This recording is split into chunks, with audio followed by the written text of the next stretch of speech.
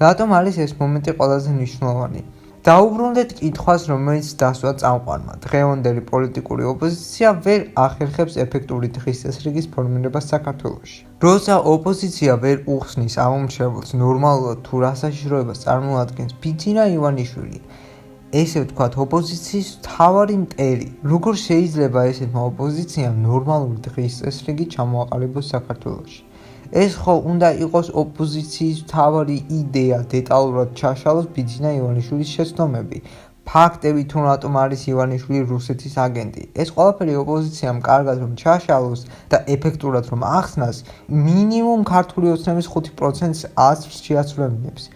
ამის გაკეთებას არ ამგონია რომ დიდი ფინანსური რესურსები სჭირდებოდეს.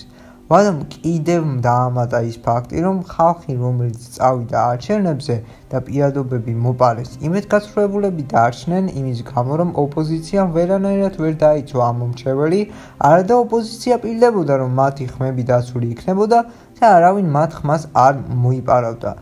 ანიმ ამაზე უპასუხა, რომ ოპოზიცია დაისახა მიზნად, რომ მხოლოდ პოზიტიურად ილაპარაკონ არჩევნებზე. ამას ქალბატონი ანი არ ეთანხმებოდა კატეგორიულად, მაგრამ სამწუხაროდ არავინ ქალბატონ ანის არ დაუჯერა. და როცა ქალბატონი ანა ზუგდიდში ბრიფინგებზე ამბობდა, რომ ამომრჩევლებს ართმევდნენ პირადობის მოწმობებს და ასე შემდეგ, თბილისში ოპოზიცია ითხოვდა ანის ეკრანიდან ჩახსნას, რომ ხალხი არ შეაშინოსო.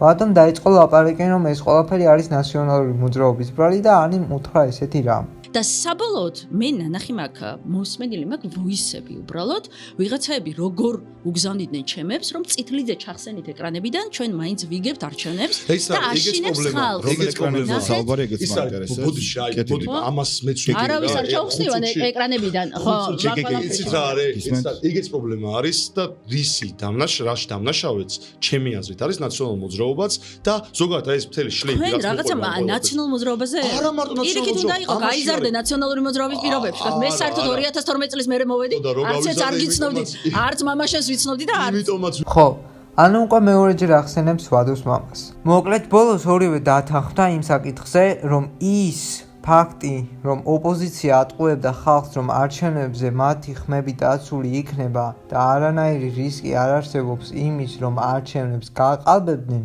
არის ზუსტადაც ოპოზიციის ბრალი.